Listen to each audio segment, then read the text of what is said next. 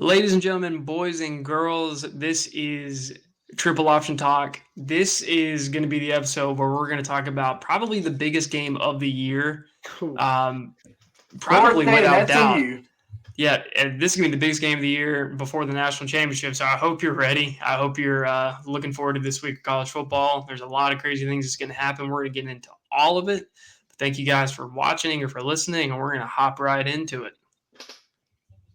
All right, so of course, if you remember from the last show, I previewed a big matchup that was happening last Friday in the Big House, in the Field House, in Nebraska with a Cornhusker State, where the Illinois Fighting Illini was traveling to face Patrick Mahomes 2.0 and Dylan Raiola. And I talked about if Illinois is going to win the game, their secondary is going to have to come up with big plays because they don't call Raiola Patrick Mahomes 2.0. They don't just say that just because he acts like Patrick Mahomes. He plays like Patrick Mahomes. Okay, Chris Collinsworth. I'm not trying to Chris Collinsworth. Like Chris Collinsworth.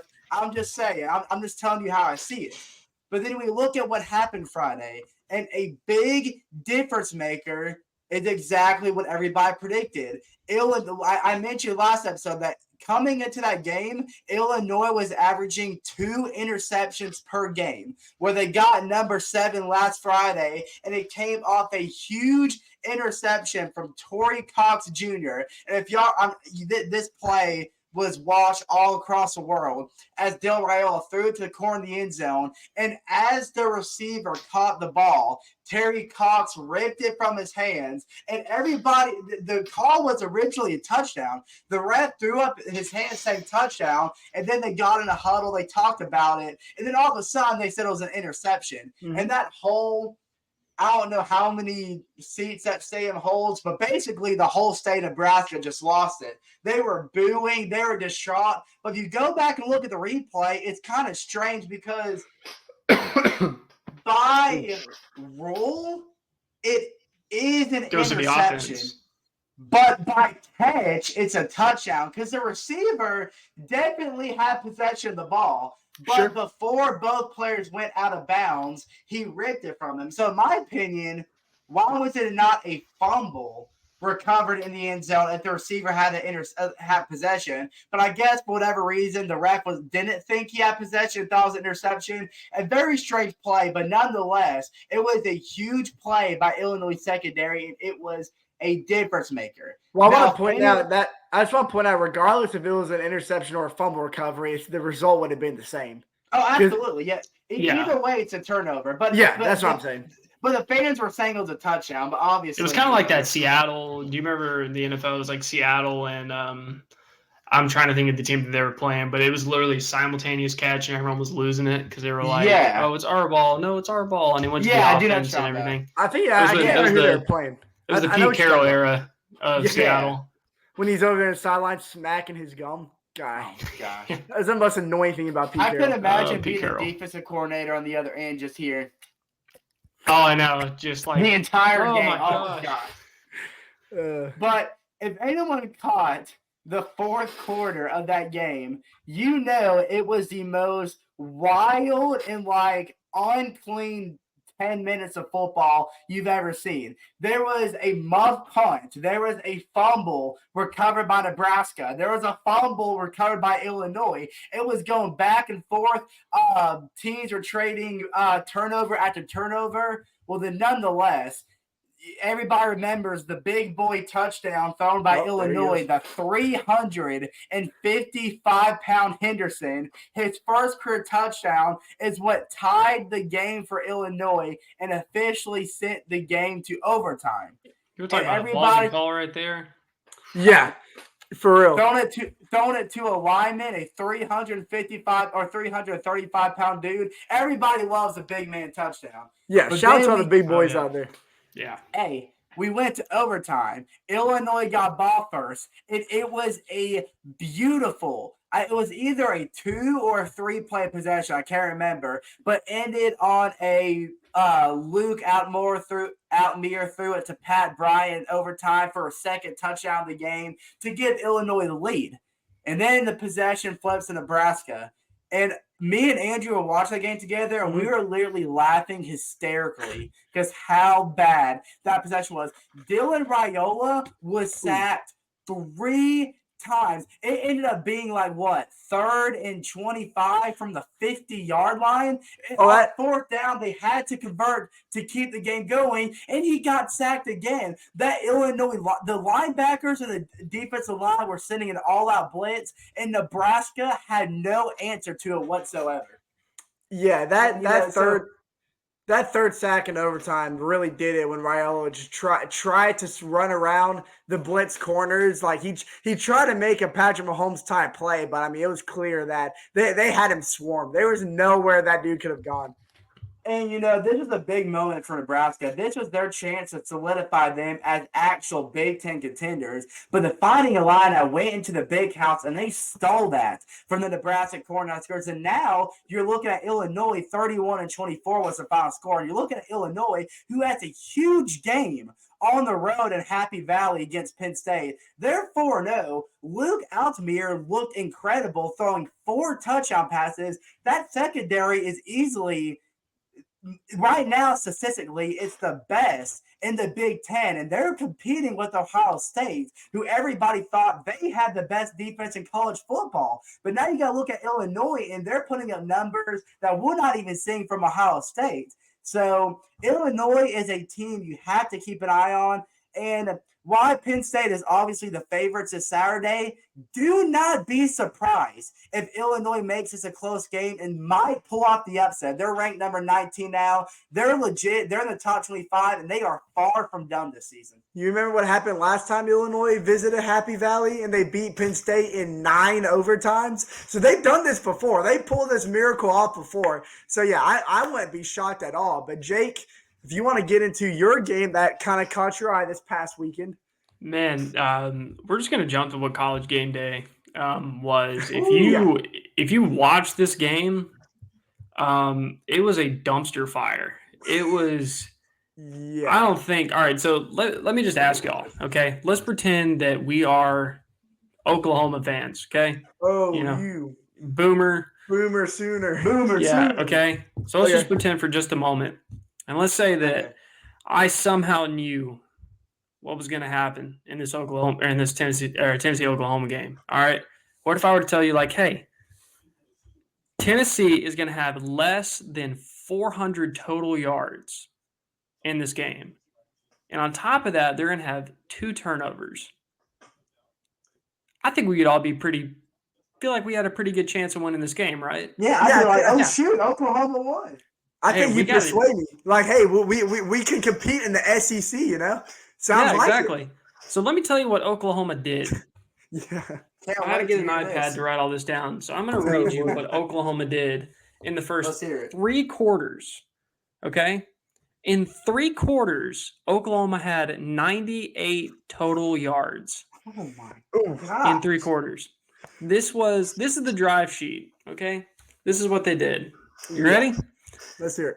Turnover, 3 and out. Interception, field goal. Hey, there we go. Punt, fumble, safety, 3 and out, fumble, 3 and out, 3 and out, 3 and out, punt. And now we're in the 4th quarter. This was the biggest 10-point blowout I think I've ever seen in my life. It was crazy. And on top of that, it was like nothing could get going. If you're Oklahoma, no part of your game was working. Your running game that you may have relied on at one point got 1.1 yards per rush. Ooh, that is awful, man. So these are all the numbers. Oklahoma cannot be this inconsistent and this bad if they want to make a statement for themselves further on down the line. But Tennessee owned every aspect of this game. Not only was their defense on a level to where they were holding everything that Oklahoma was throwing at them, they got to the quarterback multiple times. And then on top of that, Oklahoma's defense couldn't stop a nosebleed.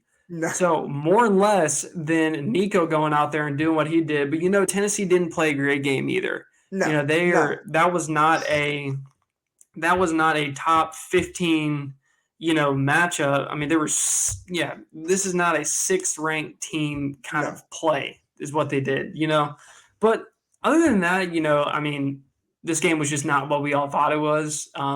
Oklahoma, man, you got some stuff to figure out before you get further on down the road, especially when it gets kind of, where rubber meets the road, so to speak, like where you have to end up playing big games and playing big opponents. But this was a mess. This was just a mess all the way through. But Tennessee came out 25-15. It felt like the score was 56-3. It was just a weird game to watch if you got a hold of it and you got time to watch it. But man, did y'all see any part of this game? I just want to say I think this is what this one game proves is that Oklahoma is not ready for what the SEC has coming your way. Because you're exactly right, Jay. That's where the problem lies. The fact that Tennessee did not play a great game. Oklahoma had several chances down the stretch to get in the end zone and, swing the momentum in their favor. But like you said, when you're averaging not even 2 yards a carry and you can't even throw the ball in the air, like you didn't even get 100 total offensive yards through the first 3 quarters, it doesn't matter if you're playing Tennessee or if you're playing Mississippi State. You're not going to beat any opponent, aside, just not even to mention like any SEC opponent for that matter, if you're going to put on those outrageous numbers. Now, Oklahoma, they've been known for their defense all year. Their defense in the first 3 weeks of the season leading into that game has had to step up and make big plays for them, especially in that Tulane game. So we knew at some point their offense was going to have to flip a switch once they get met with other teams that have just as good, if not better defenses like Tennessee. And we saw what happened when that offense doesn't flip. And like you said, Jay, they still have to play Texas in the Red River Showdown. They got to play. That's what I was just about to say. They have to fix all mental mistakes, all offensive mistakes, and defensive, and go into Auburn in this next week. Yep. And really, the best thing that can happen to Oklahoma now is just to beat the tar out of Auburn, get a little bit of confidence, because then the week after that, you got the Red River rivalry. Say that 3 times fast. And you got to go and play the number 1 team in the nation. So, time to figure it out. They could beat Auburn pretty bad. They better beat Auburn. Auburn looks bad. Auburn does look bad. Auburn does look bad. Horrible. But let me tell you. I was saying, moving on. I don't know if y'all guys knew, but our Florida State Seminoles, we kind of took a dub this past Saturday. We won. After we took down California, it was scary. It was scary. Hey, you want to talk about scary? Let's talk about what transpired at Folsom Field after the Florida State game wrapped up. Because if you didn't know, it kind of took a miracle. Okay, now the miracle that I'm referring to, some have compared to the miracle at Michigan that took place in 1994. Well, just like that miracle in Michigan, Colorado's quarterback Shadir Sanders and wide receiver LaJohntay Wester somehow connected on a last-second Hail Mary to send the Buffs into overtime against the Baylor Bears. Now, the craziness did not end there either, because after running back Micah Welch scored in the first overtime period, Travis Hunter, solidifying himself as the best safety in the league, in the entire nation, secured the 38-31 win on a forced fumble right before Baylor's running back crossed the end zone. I mean, we're talking about millimeters. We're talking about Chase-size millimeters that close from being in the end zone. And Colorado, now mind you, they trailed by 2 touchdowns. That's a long millimeter. Catching Chase. Colorado trailed millimeter. 2 touchdowns late in the second quarter and improved to 3-1 on the season under second-year coach Deion Sanders. Now, in addition to the offense's late heroics, Colorado's defense, again, put together an outstanding performance. They held Baylor now to 313 yards on offense, and you might be thinking, how is 313 collective offensive yards a good sign for Colorado's defense? Well, because their quarterback, who's been putting up, I believe, the 3rd most passing yards in the entire Big 12, was only limited to 148 passing yards. It was the run game that kind of took control for that Baylor offense by putting up 165.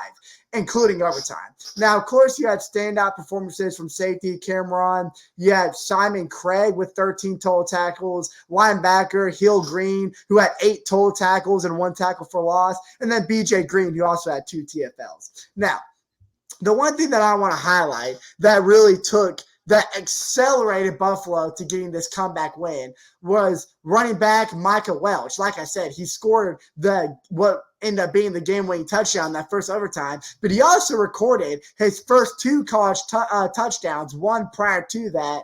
Then Cameron, Simon Craig with an electric.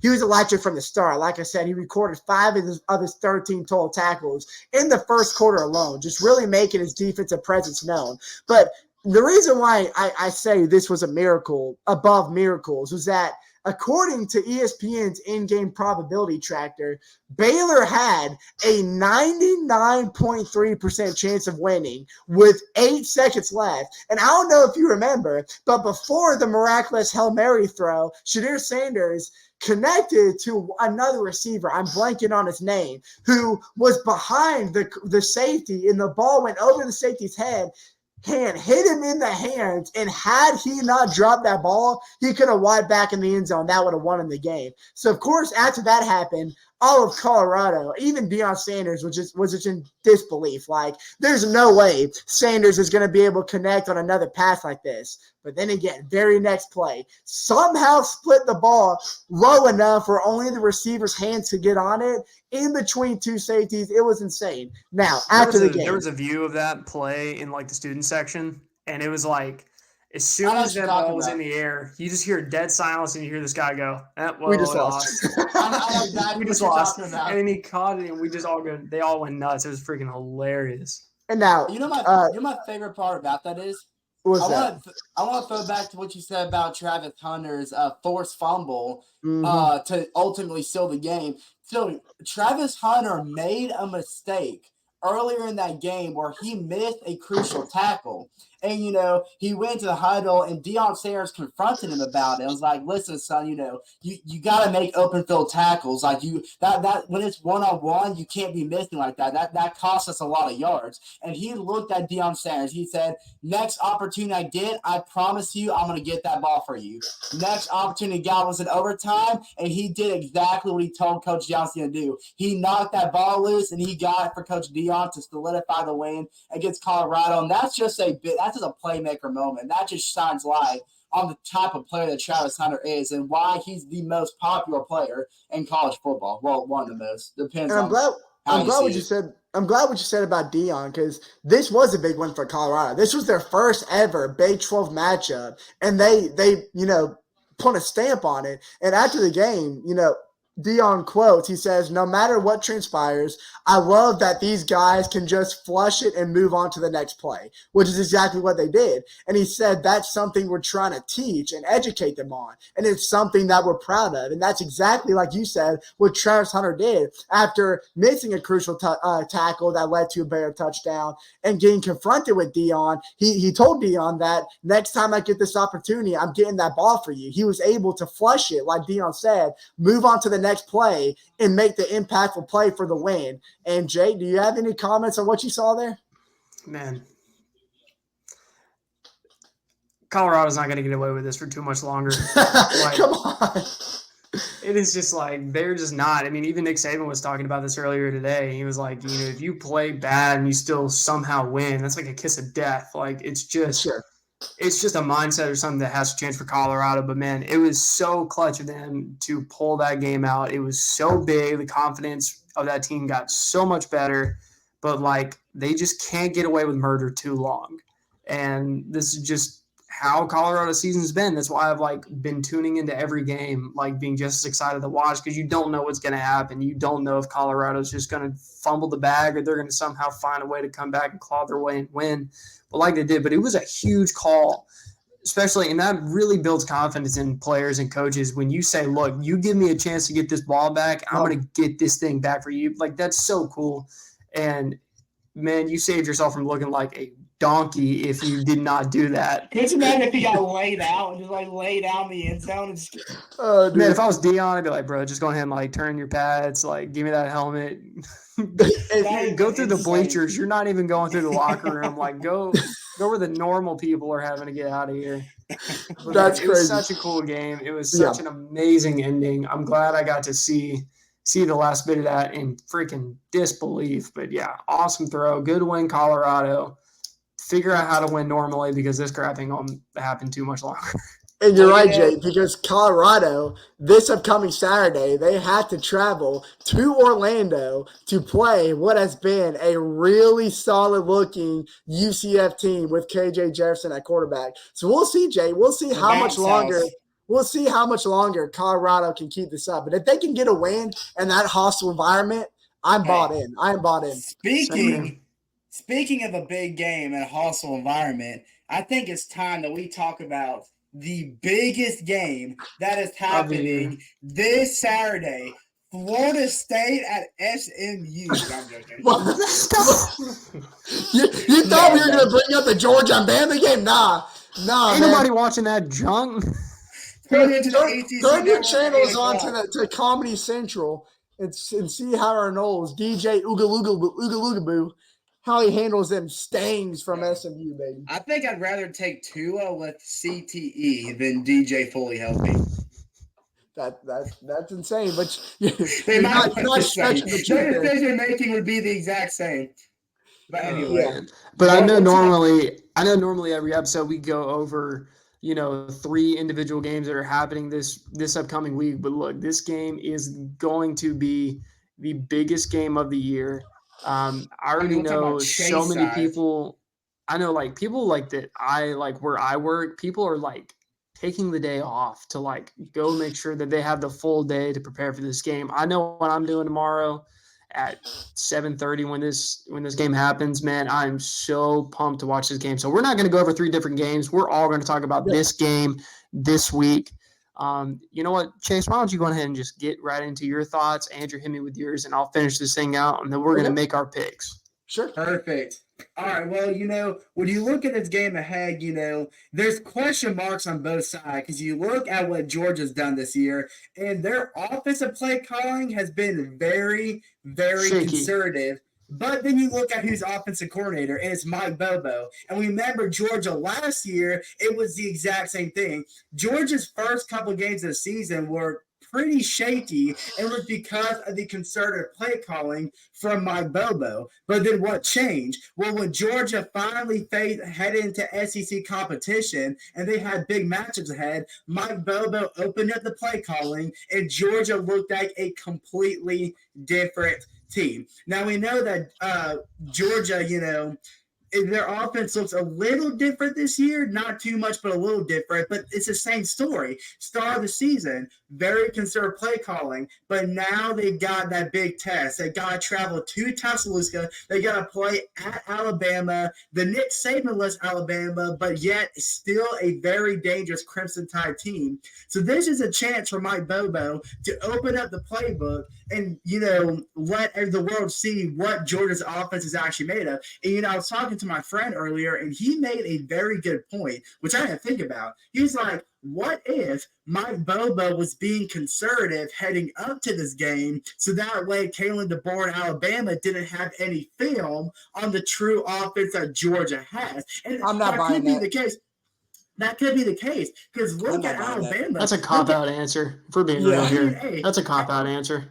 I'm going to defend it a little bit. Look at Alabama's first couple of games. And I especially want to highlight that game against USF, where their offense just looked completely lost. And Jalen Milroe couldn't make the plays. And he wasn't the playmaker that everybody – now, credit to USF. They are a better team than what I think people speculate. But Jalen Milroe, he has an arm, but he's not the most accurate guy in the world. What makes him Jalen Milroe and a Heisman contender is his ability to escape the pocket and his playmaking. But then look at USF, who was able to contain Jalen Milroe on what happened. Alabama had no answers. So Georgia's heading into this game as a favorite. And by the way, Alabama hasn't been an underdog at home since 2007, which was ironically Nick Saban's first year as head coach. Now, this is Kalen DeBoer's first year head coach at Alabama, and he's having to face Georgia in his first SEC matchup,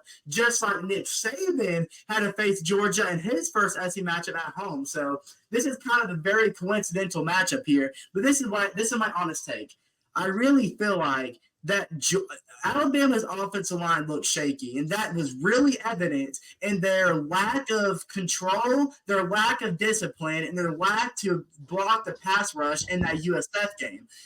And because of this, I really feel like Georgia is going to force Jalen Milroe to be that playmaker. But as long as Georgia's secondary, who looks great, by the way, can shut down Alabama's receivers, it's going to be the same thing. Jalen Milroe is going to force to be accurate, but we know he's not the accurate guy that in the world. He just has a great arm and he's a great playmaker. But if Georgia can shut that down, that gives Mike Bobo the opportunity to open his playbook and allow everybody to see a Georgia offense that nobody even know exists.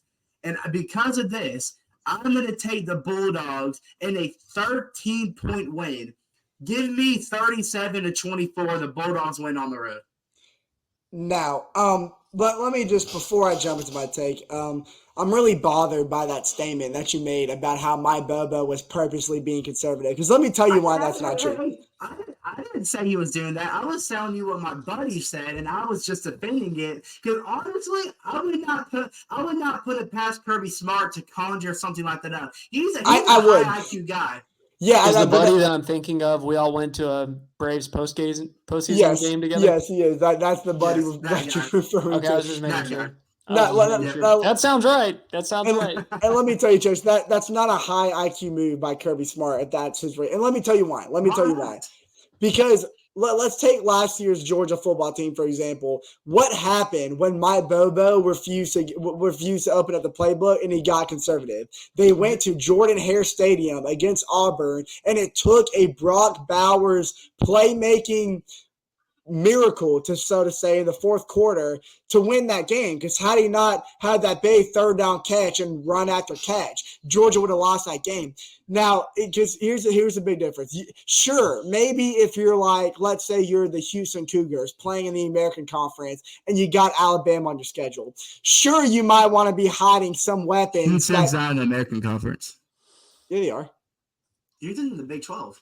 No, they're not. Oh, now they are. You're right. I forgot about the change. Okay, doesn't matter. That happened 2 years ago. if you have a secret weapon that you might not want to expose to a well-talented defense and coach like DeBoer and Bama, then sure, I get your logic. But this is the SEC we're talking about, and Mike Bobo, he's been around long enough to know that you can't go conservative into a road game against any SEC opponent, and that's what he did against Kentucky. Against Kentucky. But that's what I'm saying. But I don't think what we saw in Kentucky was a result of conservative play calling. Oh, it was.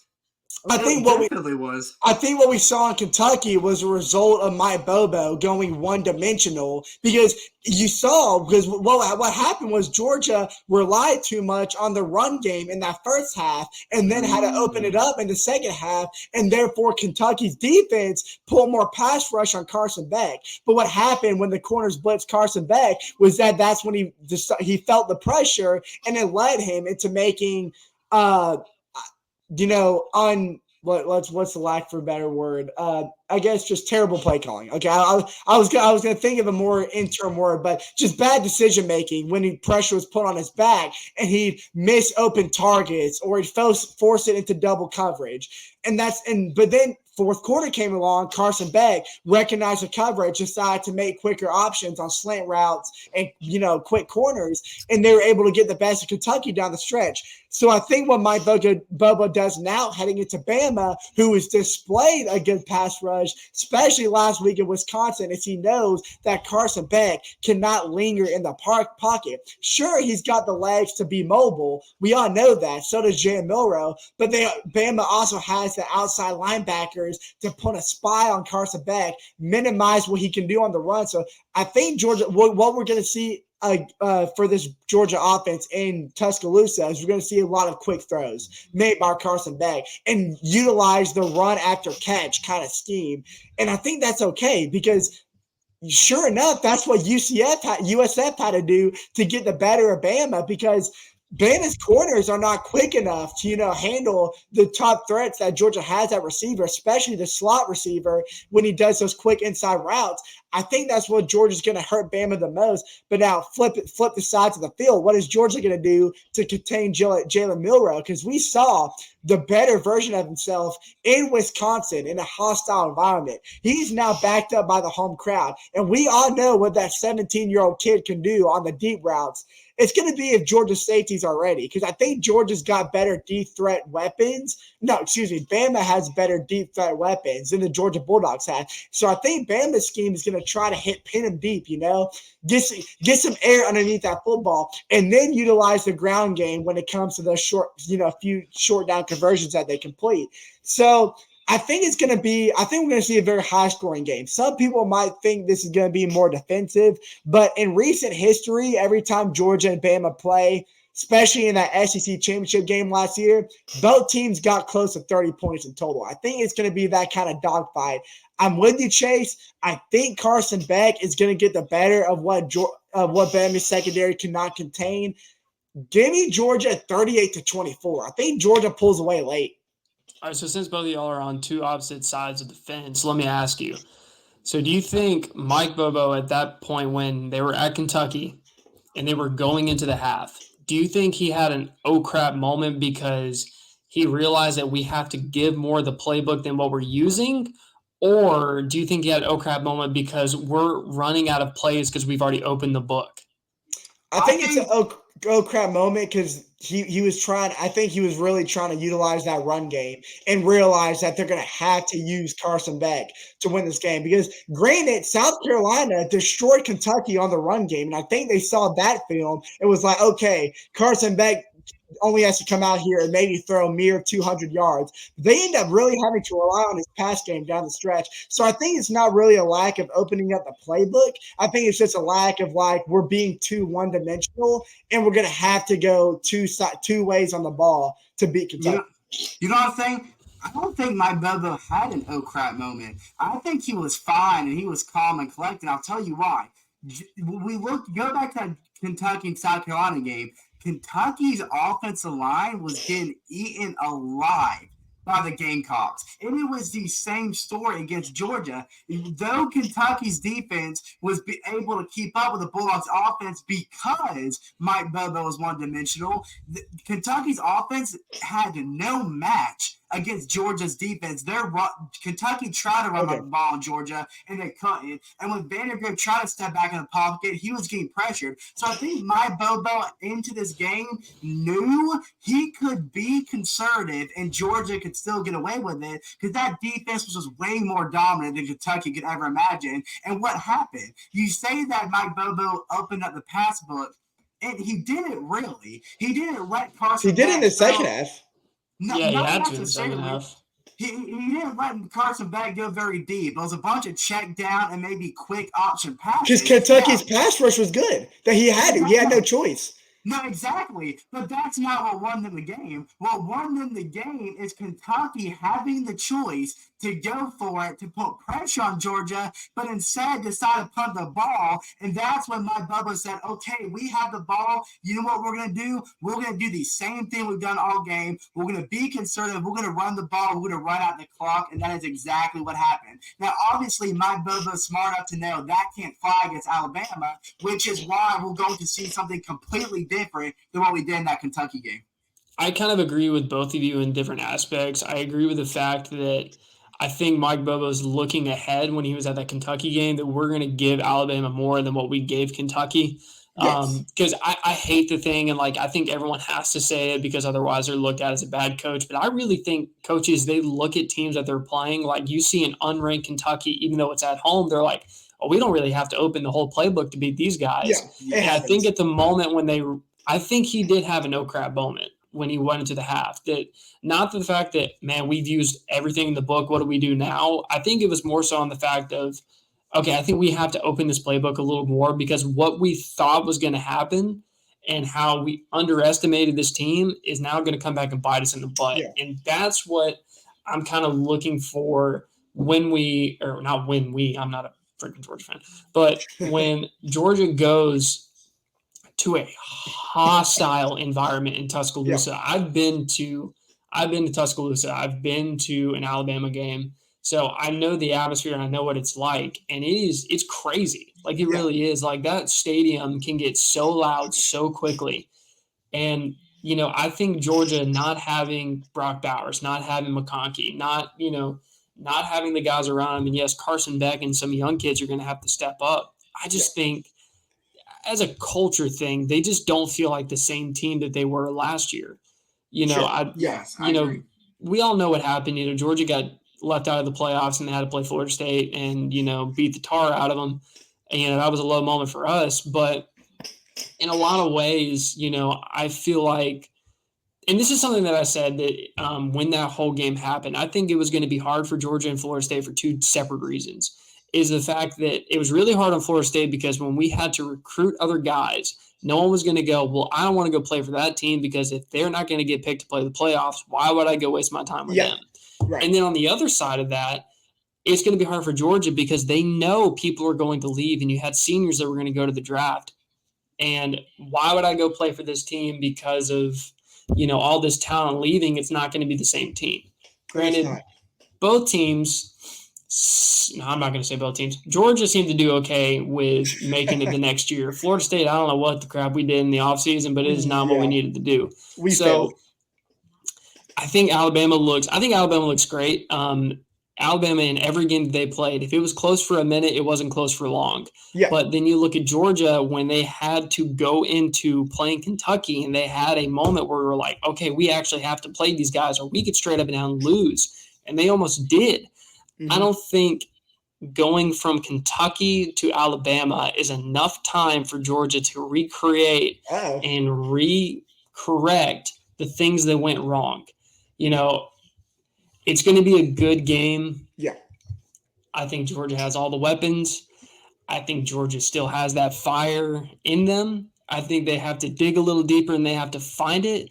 But I think Georgia goes into Tuscaloosa and loses. I think they lose by a touchdown, maybe two. Alabama, I think Alabama's highly favored from the things that I've looked at. Like, it's not like I'm not going to say by like 4 or 5 touchdowns, but I think by like 10 points they're supposed to win. So I'm kind of going on that train. I think that Alabama is going to win. I think it's going to be a close game. I think it's going to be a lot of fun, but give me a win for the Crimson Tide. Okay, I respect it. That's our predictions. Yep, I'm not sure if his computer died or his camera went out or what's going on. Experiencing a little technical difficulties. We'll get it figured out here momentarily. My computer glitched out and won't turn back on. I think his computer died. No, it's not dead. It was plugged up. We'll scoot over. You want to do the picks from here? Yeah. We'll scoot over. We'll do the picks from here. A little impromptu. Hey, sorry about that, guys. My computer glitched out and won't turn back on. Put that in so you can hear. I don't know what happened, but Jay, who did you pick? You picked Bama, right? Alabama. Picked Alabama. I was just pretty much saying that I think Georgia has everything. I think Alabama's going to play a stronger game. There's too many gaps in the Georgia defense and too many gaps in the lack of people to trust when Carson Beck is having to throw to them. I think Bobo may. I hope he does some better play calling the way he did at Kentucky. But I can't go off anything until we see what happens. I think we're going to know a lot of what's going to happen in this game after the first half. So when we're in halftime, I think that's really when the game starts, especially if it's close. If it's tied or close, it could be a different story. But if it's Alabama's already up by a touchdown, if Georgia is only able to get like a field goal before the half, I think that is going to be in a different story. And I think both narratives have Alabama winning at the end. I think Georgia has the ability to make it more interesting, but I just don't think they will. So we're a little divided on that one. So we got 2 Georgias and 1 Alabama. So yeah, so it'll be interesting to see how the game wraps up. But I think we're ready to get some game picks, right, guys? Yep, we're gonna go. We're gonna go through all the game picks. If you're curious how I get all the game picks, I just kind of go to the ESPN app. Shout out to ESPN, not a sponsor. And I'll just go through all the top 25 games. There's a couple games that are going to be thrown in there that we'll pick that we just kind of think they're going to be interesting. But we'll start it. A lot of these are not going to be as close. Possibly, I said that, and then Kentucky and Georgia ended up being 1 point. So you never know. You never know. We'll start with a 7:30 kickoff game. You have Virginia Tech, who I picked to be in the college football playoffs, against the very strong 7th-ranked team in the country, Miami Hurricanes. Yeah, like you said, Jake, Virginia Tech has failed to live up to high standards. I mean, they had pretty much 70% of their roster from last year returning, and their quarterback, who's entering his senior year, who just did phenomenal last year. But they just failed to meet expectations. They had a tough loss to start the season to Vanderbilt, lost bad last week to an undefeated Rutgers team from the Big Ten. And Miami, we all know the Cam Ward story. I don't even know what this is, but he does it every time he throws a touchdown. I'm all bought into it. So I'm just going to say Cam Ward, the way he looks so calm and composed in the pocket makes me think that even if you send out an all-out blitz, he's still going to somehow find the receiver. He knows where to locate the ball. He knows how to go through his progressions quick and on time before any pressure gets to him. Virginia Tech, they just don't have enough, even though they are hosting the Hurricanes. No, it's in Miami. Oh, it's in Miami? Yeah. Oh, then definitely in Miami. The Hurricanes. no question. I always use down there, but give me Miami. I think you're right, Angie. You know, this Virginia Tech offense that had so much high hopes has hit a brick wall all season. They have not been able to figure it out, and Miami's offense is doing nothing but clicking on all cylinders. Cam Ward looks like a beast. He is a true Heisman contender. Give me the Hurricanes big tonight. I think it's going to be a blowout. Yeah, I agree with both of you. I picked Cam Ward to be the Heisman winner at the beginning of the season. I thought he was going to go into full form, and, man, I think he's at full form. I can't wait to see this Miami team playing in the college football playoffs. Yep. It's going to be cool to see what he does in that kind of setup. But, yeah, this is a no-brainer. This is Miami. Big Virginia Tech, still rooting for you, even though you're going to be 2-3 after that game. All right, now we're moving into tomorrow. As soon as College Game Day goes off, you're going to be able to watch Kentucky coming off a close loss to Georgia, playing an undefeated 6th-ranked Ole Miss. And this is Kentucky at Ole Miss. And, you know, Jackson Dart, not much I need to say about this game. Jackson Dart has been right up there with Cam Ward in the Heisman race. This is really the first true SEC test. It actually is the first SEC test he's going to be given all year. We all know the SEC is different. We saw how Kentucky played Georgia in their first SEC game, but this game's going to be in the SIP. It's not going to be close. I think Ole Miss gets a big win here. This is the first time we're going to see Ole Miss's defense in true display. We're going to see how good they actually can be. Now, we know Kentucky's O-line might be the worst in the SEC. I'm expecting Ole Miss's pass rush to get all over Vandegrift. I'm expecting a big day from Jackson Dart. Give me Ole Miss big over Kentucky. Yeah, I wouldn't consider this a test for Ole Miss just because of how strong Ole Miss is looking. I think this is like having a test with the answers next to you. I think yeah, this is like a test with a cheat sheet. So I don't think Kentucky's going to be able to replicate what they did to Georgia, to Jackson Dart and the Ole Miss. So give me Ole Miss easily, especially at home, as strong as that kid's looking. Yeah. All right, and then we're going to go with a quick pick. We got another noon kickoff. You have Minnesota at the Shoe. No, the Shoe, Michigan. Sorry.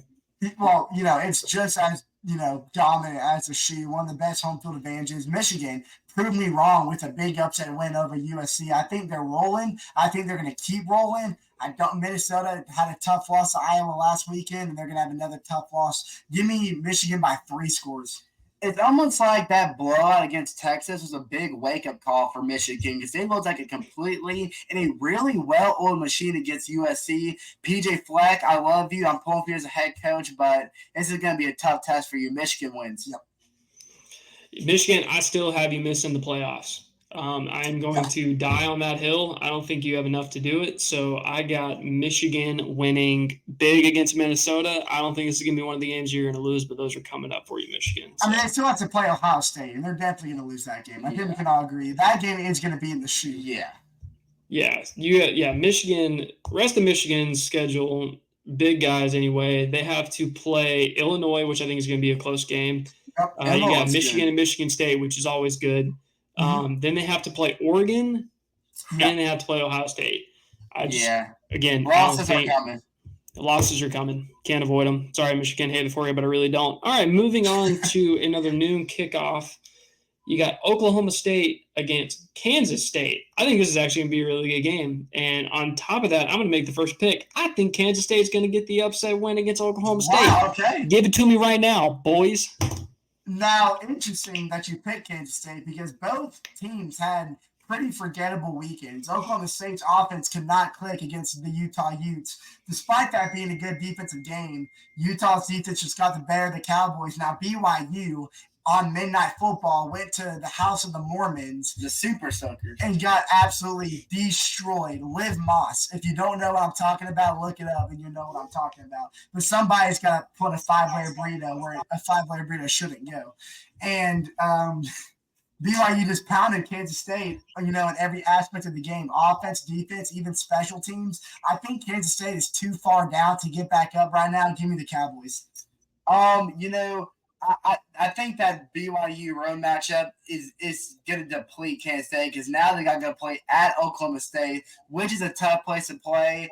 Ollie Gordon, Oklahoma State needs a wake-up call. You look at that Utah game, they lost to a backup quarterback. Cam Rising didn't even play that game, and they got torched by a backup. Now, credit to Utah, they did look really good, but Oklahoma State needs a resurgence. I'm thinking this is going to be Ollie Gordon's best game yet this season. Give me the Cowboys. And a close one. Yep, I agree with you. My headphones are acting weird. Y'all say something real quick. Hello? Okay, there we go. Gosh, I don't know what's going on with my headphones. You okay. Sorry, I was dealing with headphone problems. I picked Kansas State. Y'all both pick Oklahoma State? Yeah, we both pick Oklahoma State. Okay, cool. Okay.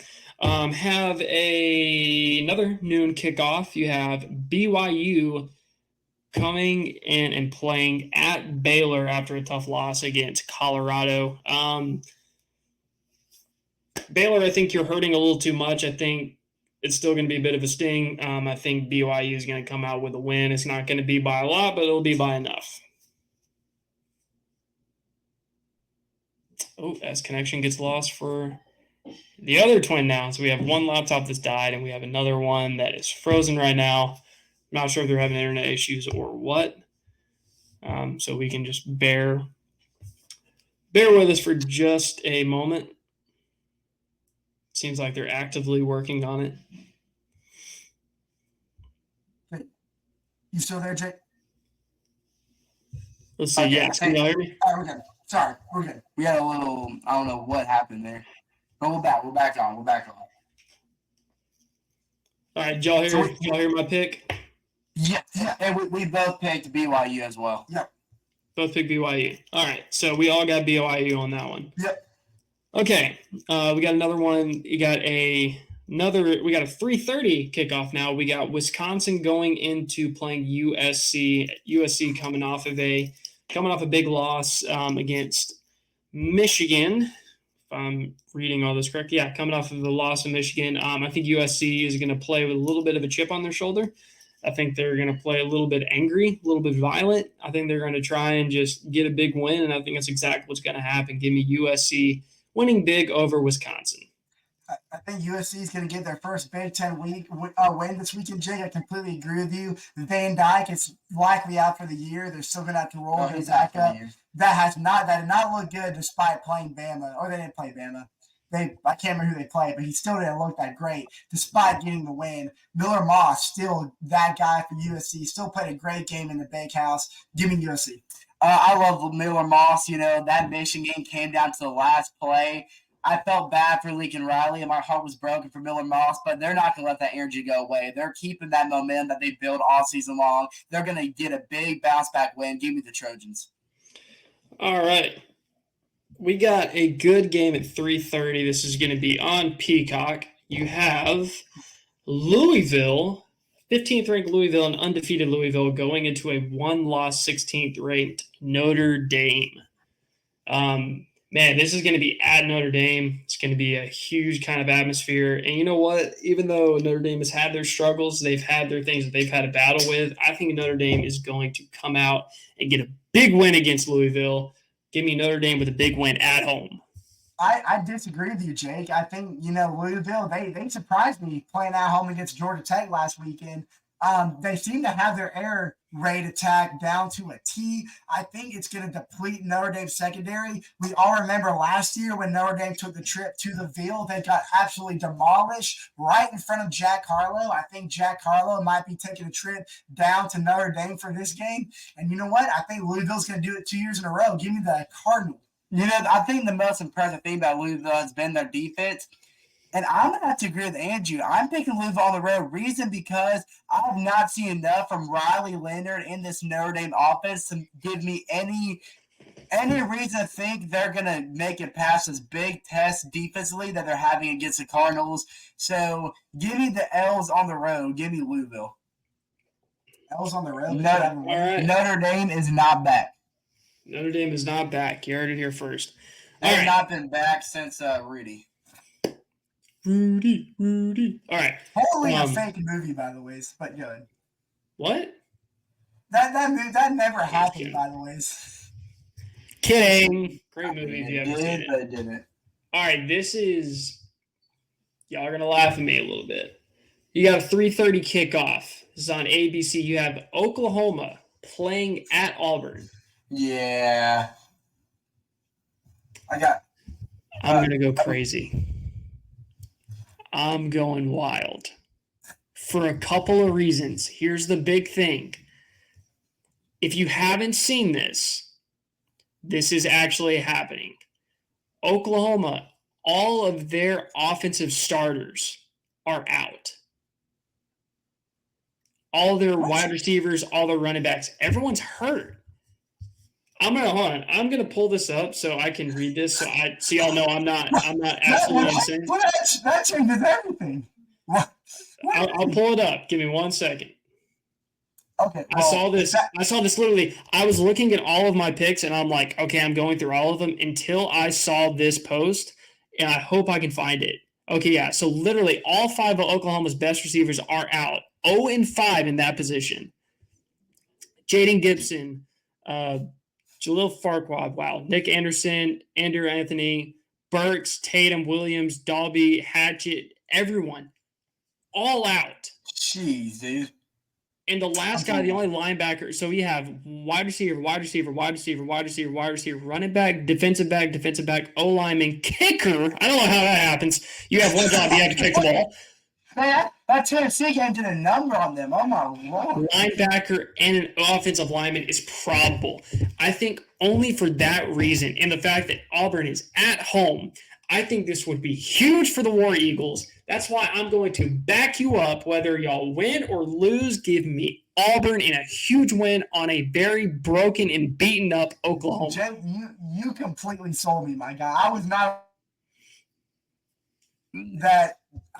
aware of any of those injuries that Oklahoma was dealing with, but that changes everything. That changes my entire perspective. I was going boomer sooner all the way through until what you just said. It's going to be a hostile environment. Auburn got a big win against Arkansas last week. They're hungry for more. I think Oklahoma's going to start 0-2 in the SEC. Give me Auburn as well. Same reason. My biggest concern with Auburn was their quarterback change. They have a quarterback room that they can't decide. They switched out a true freshman, redshirt freshman last week who looked just as bad as Thorne. I think because of the quarterback issues and despite the quarterback issues, because of all the injuries you named, I'm hopping on the War Eagle train. Give me Auburn at home. I like it. This is going to be one of those things where the backup comes in and just tears it up. This was the pick. This is the best thing that's happened to this team. Just kind of like how Miller Moss threw 7 touchdowns against Louisville. Exactly. After Williams sat down no one knew who was behind him. Yeah. Exactly. All right, you got another 3:30 kickoff. You have Arkansas versus Texas A&M. At 24, ranked Texas A&M. I'm still a big believer in Texas A&M. I think they're going to have a great season. I don't think it's going to have playoff berths, but I think it's going to be a solid season nonetheless. I think they're going to have a big bowl game at the end of the season. They're going to get a bunch of big wins. This is going to be one of them. Give me Texas A&M against Arkansas. And, Jake, I absolutely agree with you there. I think A&M's looked very well since that Notre Dame Bowling Green. But the big thing that's going to stay consistent is that defensive front, halting all the run game from every opponent. I think Arkansas comes into this game really relying on that run game, but I think once A&M shuts that down, they have no weapons on the air scheme to get them down far enough to get into red zone and produce touchdowns. A&M's just not going to let that happen. I am taking the Aggies in this one. This is, of course, in AT&T Stadium. Arkansas has looked impressive, especially away from home. And we look at how they fared against Oklahoma State. Double overtime loss. Arkansas is not a team to mess around with, but I do believe in A&M, especially that defensive line. They're going to give Mike Elko the answers he needs. A&M to continue to climb the rankings. Give me the Aggies in AT&T Stadium. All right, so we're going to speed things up a little bit. We're going to get some quick picks because we got a couple games that are going to call for those. We have the number one team in the country, Texas, playing a hurt Mississippi State team. Sorry, there's not going to be enough cowbells to win this one. Give me Texas. They lost to Florida. That's all I need to say. Give me Texas. Yeah, if you lose to Florida, you ain't beating Texas on the road. I don't care that Archie Manning is starting. Texas all the way. They're going to be arching their backs for sure. And then 7 o'clock. Sure. 7 o'clock.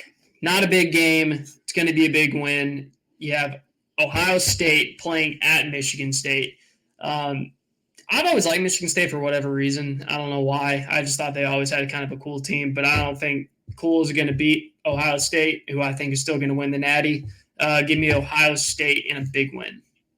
Michigan State has lost all offensive production since Kenneth Walker entered the draft. They still haven't found that rhythm. They still haven't stabilized a head coach. Give me Ohio State big. Ever since their big board miscue, I'm not going to say his name, from last year, and this coaching change. This new head coach looks really good. I think Ryan Day is excited to finally get into Big Ten play after some group of 5 games from that Ohio State faced at the start of the year. Even though it's on the road, give me Ohio State.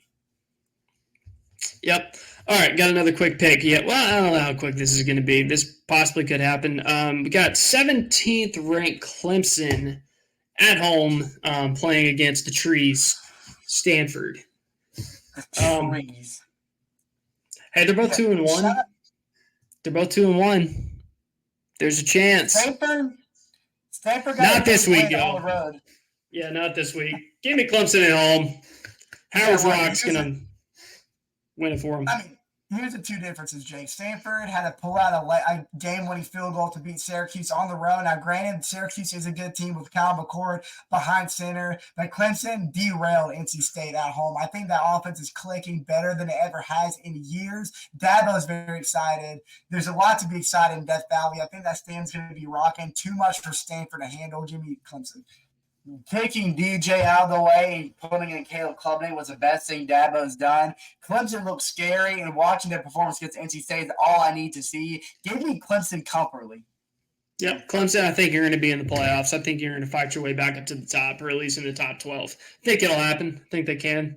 All right, I got another quick pick. We have a 3-0 Illinois State playing against a 1-3 Houston. This is at Houston. I don't think it's going to matter. Give me ISU. Yeah, I mean, Iowa State, they remain undefeated thus far. Did I say Illinois? Am I an idiot? I'm so sorry. Iowa State. I don't know why I said Illinois. This is an interesting game pick, Jake. Illinois. Sorry, Illinois is right under that one, so I may have read. That's my bad. I'm sorry. Yeah, no, the Cyclones are going to win big in this one, Jake. Well, not win big. I think Houston would give them a decent fight, but I would say they're going to remain undefeated. I like what I've seen from the Cyclones. They're going to keep rolling. Cyclone's going to pump the Cougars and the Cyclone. I would say gets rolling. Houston, nothing to be excited about. This Iowa State sneaky, especially on the road. Yep. That's all they did at Iowa. Yep, we've already done the Georgia-Alabama picks. I got Bama. We got 2 Georgias over there on the other side. And then this is going to be the last big game. that we're going to need to talk about, and then we're going to end with this one right here. We had Illinois, 19th ranked, undefeated Illinois going into Penn State and playing a 9th ranked 3-0 Penn State. Oh my gosh, I hope this is going to be a good game, but I want it to be close, but man, playing Penn State at home, I'm sure it's going to be a whiteout. I think that is one of the coolest places in the world to go play football. I would love to go to a Penn State game one of these days just to see that. And I think for all that, I think Penn State is going to win big. They're highly favored, and I think it's going to happen. Give me Penn State. Now, Chase, you touched on this game already, so I'm not going to go too in deep. I'm just going to say, remember, like I mentioned before, last time Illinois played in Happy Valley, took the Penn State Nittany Lions to 9 overtimes, got the upset win. This is an even better Illinois team that we're seeing heading into this competition, but it's also an even better Nittany Lion team. I think Illinois is going to keep this close. It's going to come down to a fourth quarter push, but give me Penn State. Secondary is going to give Penn State a hard time. Penn State finally thinks they got figured out. And while I do think Penn State had the edge, the Nittany Lions are winning this in regulation. Give me Penn State in another overtime game against Illinois, but this time Penn State comes out on top. Penn State in overtime. There you go. All right, you got all the picks. You got all the information that you're going to need. You have all of our opinions, whether you like to listen to them or they matter. They're not facts. It's just what we think. But hope you guys enjoyed this week of college football. If you were find whatever you're doing at 7 o'clock, cancel all plans. I don't care if it's a kid's birthday party, if it's a wedding for your cousin. You're not showing up because you're going to be on the couch watching Georgia playing at Alabama.